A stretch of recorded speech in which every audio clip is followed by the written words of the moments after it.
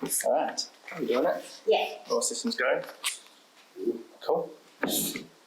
All right, well, as you guys know, my name's Leigh. I'm a mental health social worker, and we're also recording this little session for participants of the with waterways. And I guess first of all, it's probably just acknowledging, why have someone like me involved in a project like this. Because sometimes you think of an art project in terms of getting people's stories, asking people about their experience of waterways. You think, well, that's going to be a fun time. People are going to come in and they're going to talk about how much fun they had with their kids down at the beach. But I think what we've all realised, especially after that talk with Carol, is that stories of place and the way we put stories to our lives can be, as intense or overwhelming as any other kind of context. And if you're engaging people with their stories and asking them to talk honestly and genuinely, then you may elicit emotions that go along with that. So the idea, I guess, that NIVS had is to incorporate this idea of an integrating of art and of therapy and of connection. And if you're going to do that, you need to take the responsibility of taking care of people, taking care of their creating an emotionally safe space. So we've just put together this a little document and some cards, nothing too involved, but just giving people a sense of,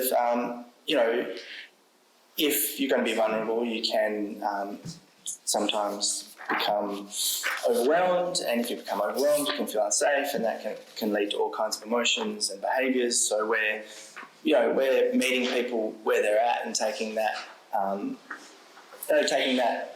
seriously, that we may need to support people, and but it's also just a sense of the whole project being something that is about people's whole sense of themselves. There's nothing kind of superficial about it. We're really trying to connect with people, and I guess knowing Nari as an artist, that's what she's trying to do. It's not a simple concept, but a very well-developed and sincere attempt at really getting genuine stories from people. So in the document that I've put together, I've just spoken a bit about how you might support someone when they do become overwhelmed. And, being a social worker for the last 20 years and being in mental health for the last 20 years, there's been some amazing research and development of practices that really kind of talk to that. And it's a good opportunity to bring some of that to the work that we're doing. I've spoken about our, there's this idea of our abilities, our mental abilities, our physical abilities being state dependent. And what that kind of means is that when we're under stress or we're highly emotional or overwhelmed, it's very hard to be creative and loose and flexible. We kind of shut down. That's what the neuroscience tells us, is that, there's certain areas of our brains that are made to shut down when we're in certain states of distress or emotional arousal. So if we're wanting to create an environment where people can be open and flexible and creative, even more generally than just this project, I guess in any kind of arts project or arts context, then there are ways that we can make people feel safe. And, I guess I'll get to some of those later, but I guess, it's this idea of, the general idea is to keep people in what you can call a window of tolerance. It's a level of emotional arousal that they can still tolerate and still be highly functional, be highly present, and participate in something like this. And one thing I realised just before that I forgot to put in here was that is also the key to kind of healing in a way. So if you're using, we've spoken about art as a healing practice. When we're talking about trauma, for example, there's this idea of neurological integration as a concept of healing. And we integrate things when we re-story, we retell, we access memories that may be highly distressing, but we keep ourselves just in that window of tolerance. We're distressed, but we're not having a panic attack. We're very upset, but our frontal lobe, those areas of our brain are still functioning well, and then we can kind of integrate memories. And so all the studies that have taken place recently on PTSD and flashbacks and this idea of memory and how that's associated with some of the more kind of dysfunctional results of trauma. This idea where we can access very upsetting stories but stay kind of together can be one of the most healing things we can do when we're talking about trauma. And doing that in a setting of one-on-one counselling with professional backup, with all the policies and procedures in place is one thing, but encouraging people to access stories and access those parts of themselves in a community arts practice, it's a bit harder. So, we're still, we're still looking at what we can do. We're not everyone's going to be a trained therapist, not everyone's going to be a clinician, but there are, things that we can do, and that's why we've put together the cards. And they're just a few little points about, what everyone can do when someone's upset, especially in a context where it could be a group setting and could be someone in the corner who's visibly upset, and often that is upsetting for others, and then others react in a way of, well, let's pretend it's not happening, or what can I say? So if we've got something very simple to go to, that gives us an idea of like, okay, this is upsetting, but it's very manageable, and it's about, not ignoring, but obviously also not unpacking and engaging that person in a way that's not appropriate for that space. So it's a bit of a balance, and that can be the hard thing. It's like you don't want to ignore, but you don't want to really open up that subject matter if it's upsetting them. So we've just put something together that hopefully will be a bit of a guide. And I guess when we're talking about creative expression and the context of art making, that can just be helpful, just to have that off to the side. And I think, again, when Carol was talking about stories of place and time, that context became really relevant. When you talk about First Nations people and they're talking about a spiritual connection, they're also talking about generational trauma. And so when you're engaging someone like that about their story of place and their connection with place, it really does fall upon us to be as respectful as we can, and to really engage them in a way that's that recognises that it can be really overwhelming to access those memories and that emotion. But it also reminded me of that it's a real privilege to hear someone's story, and I guess we're trying to get everyone on board, even though there's people working in the background, people creating art that underpins some of this process and won't be interviewing people. They won't probably be in a situation where they need to do this. It's still a unifying aesthetic in that it's trying to unify that sense of care and respect throughout the project. So I think that was part of Nari's motivation, because a lot of artistic practice, and especially community art practice, it implies connection and healing. It implies that there are parts of art that is also like social work. It's parts of art is about connecting people in the community and helping people change and heal. But not many arts practices have an actual explicit reference to that and have a clinical person involved. But I think by doing that, it's kind of just talking to the arts community in general. Let's let's see that integrative process as something that's real and that we can develop, and that we don't have to be artists off to the side doing art stuff and then psychologists are in little rooms doing psychology stuff. There is a huge overlap, and as long as we stick to what we can do and what we're trained to do, we're not asking people just to do ad hoc risk assessments on site. We're just asking people to if they do notice someone who's becoming upset, just reaching out, asking some very kind of, non-judgmental, very open questions like, I see you're not really participating today, are you feeling okay? Just something very, and then if someone really does break down and says, no, I'm not, it's kind of like,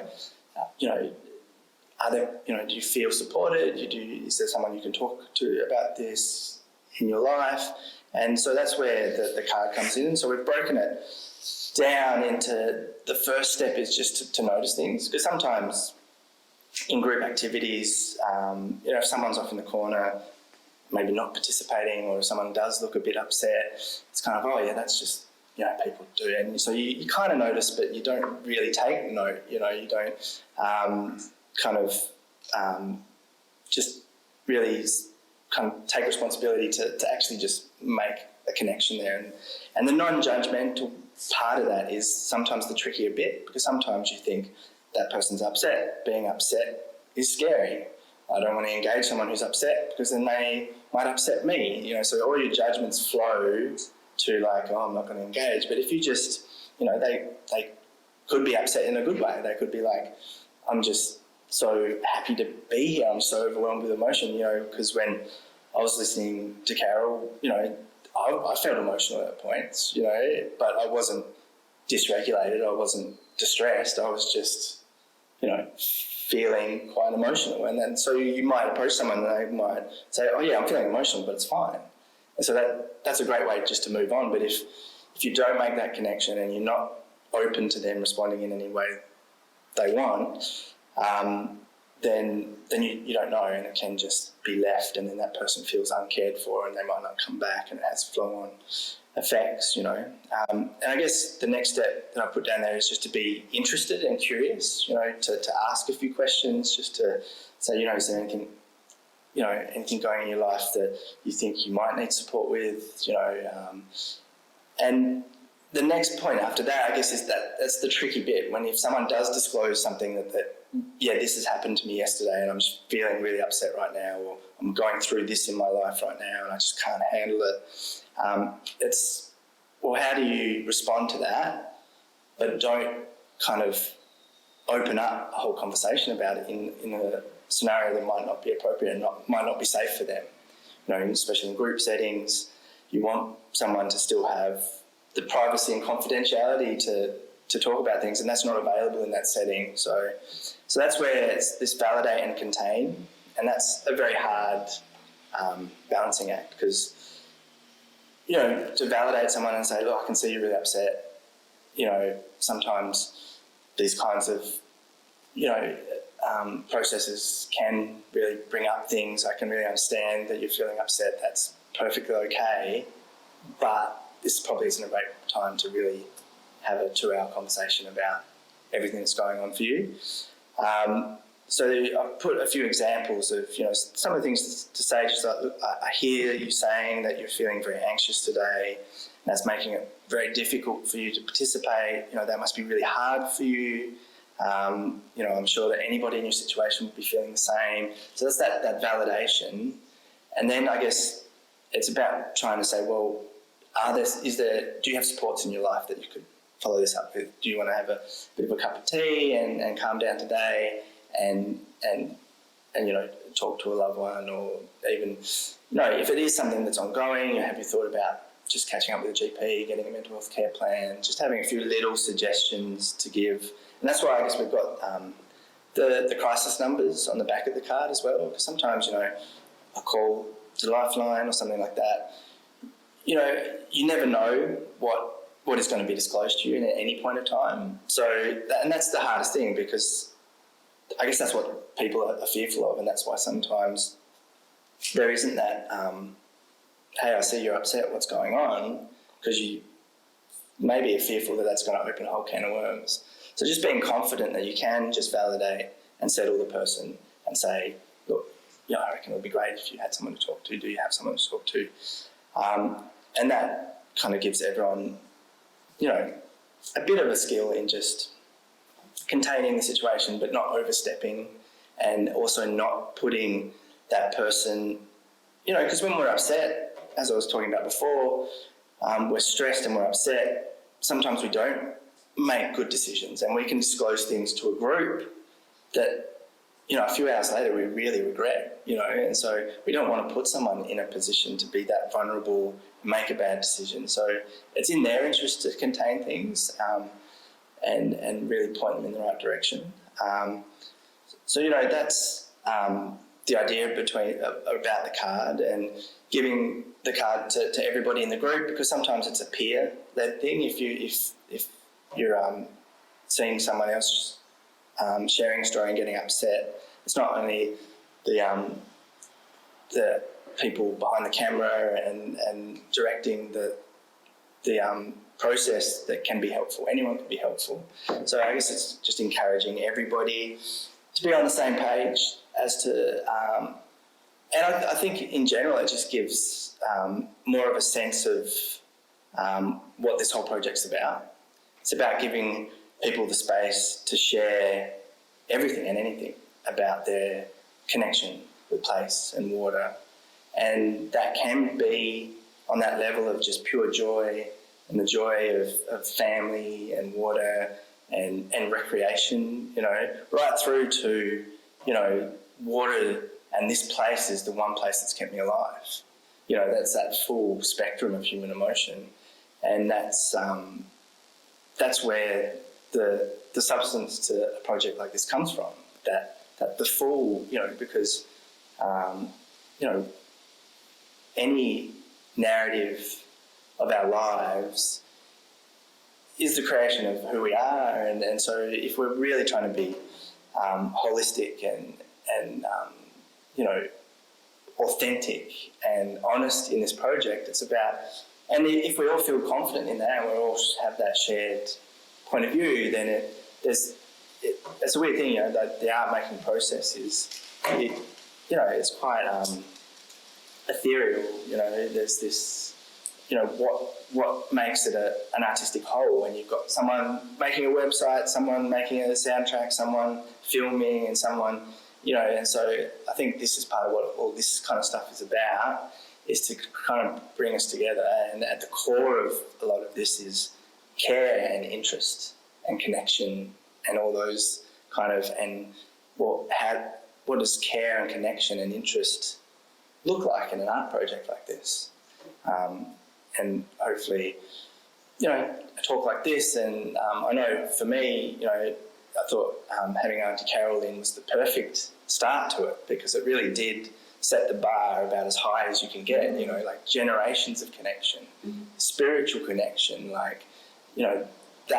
that's a real grounding as to what this project's kind of about, so I think that was great.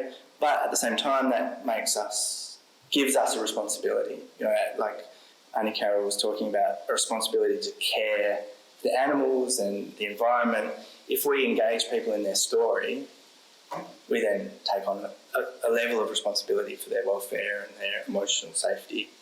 And so that's what this, just a one-pager and a card, to keep it pretty concise and not too, because obviously someone like myself who's really interested in this field, you can talk for hours about the neuroscience and all the new stuff in trauma, and just it becomes too much. But if you really bring it back to that care and respect, I think that's something everyone can really understand, and that, to be courageous enough and brave enough to just ask someone if they're okay, it can be a big thing. So hopefully just having this in the background,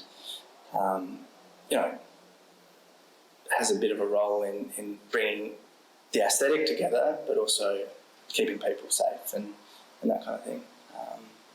So yeah, I guess that's mainly what I wanted to say. I don't know if I have to fill half an hour, but I think, and I guess I'll always be available for questions from participants or questions for anyone and just, here in the background supporting things. Nice. Did anyone have any questions, or is that pretty? I suppose there's a couple of things. One is what the intention is in terms of questioning and digging deep,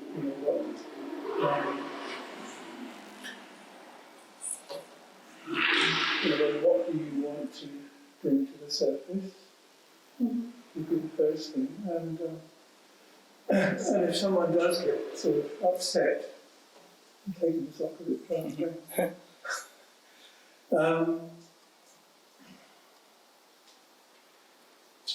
just a sense that engaging in conversation might get a bit tricky.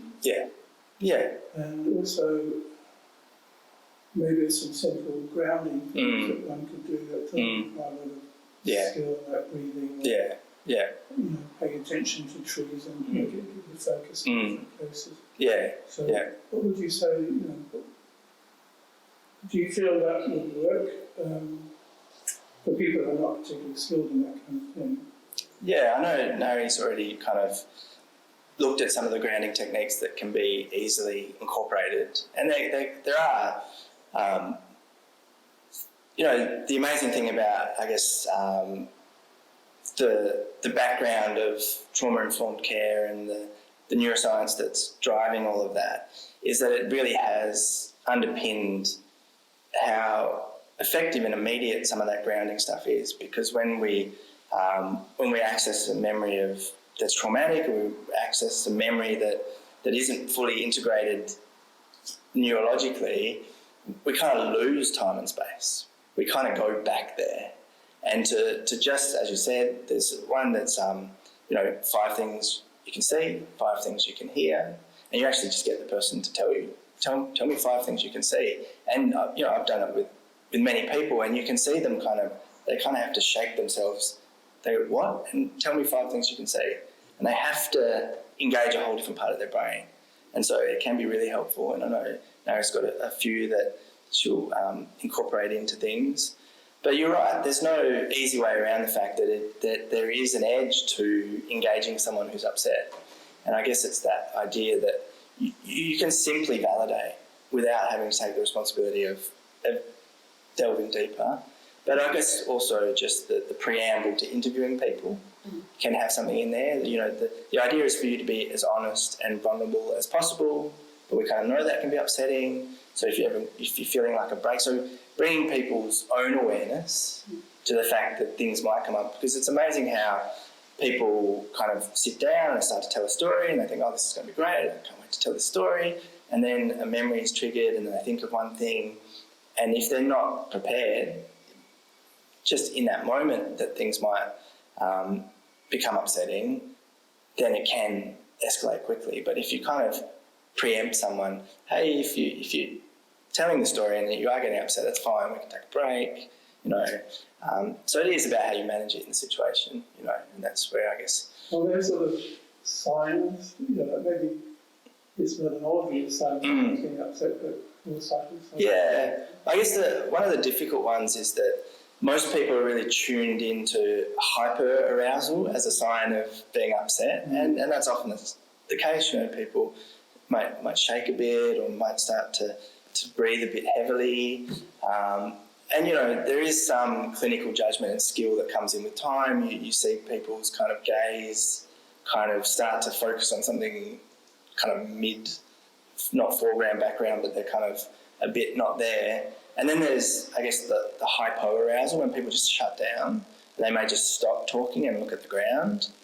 And it's a bit odd, but it's kind of, sometimes that's a response to being really upset, because everyone knows that, it's pretty, the pop psychology of fight, flight, freeze as a response is well known, but there's also the shutdown response, the dissociative response that can sometimes throw you. Like, that person doesn't seem upset, but they're just kind of not saying anything. Yeah, spacing out. So that's something to look at, So basically it's anything that's out of character. and so you're not looking for them being upset. You might be, oh, you're not saying much today. How are you going? Just checking in and that kind of thing. But yeah, I think it is important to really be clear and transparent about what you're trying to access and what the point is. And I guess the point is that, having a narrative of your life is necessarily going to involve the full range of human emotion. And we want to engage in all of that as a way of connecting people and knowing that, because, often the more difficult parts of life aren't brought to the surface. We all are just, going through our lives and everything's okay. So for someone to be vulnerable enough and bring, the challenges of life to a piece like this, and that's where I kind of fall back on the privilege and respect that you have for people's stories. It's much more than, the surface level of a story. It's them on some innate level sharing who they are and being totally vulnerable. And I guess the benefit of that is sharing that within the community arts kind of context, is showing that that's okay and that we can all support each other and we can all be vulnerable. And it is tricky and it can make you feel very uncomfortable sometimes and out of your depth, but to just sit in that space of not knowing and discomfort is half the skill, to be like, oh yeah, I don't want this person just to blurt out their whole life and become really upset, but I also don't want to just pretend it's not happening and ignore them. So where do I find that kind of happy medium? And hopefully that's where the cards and the bit of the information will set it up, especially if people come to the taster workshops and read a bit of the information. It's kind of naming it for what it is, that you may get upset and we're not going to provide you a counselling service on site, but we are going to say, hey, you're okay. Have you thought about getting some support? So it's that midpoint where there is a therapeutic element, there is a honesty to it, but it's also not stepping out of what we can and should be doing with people.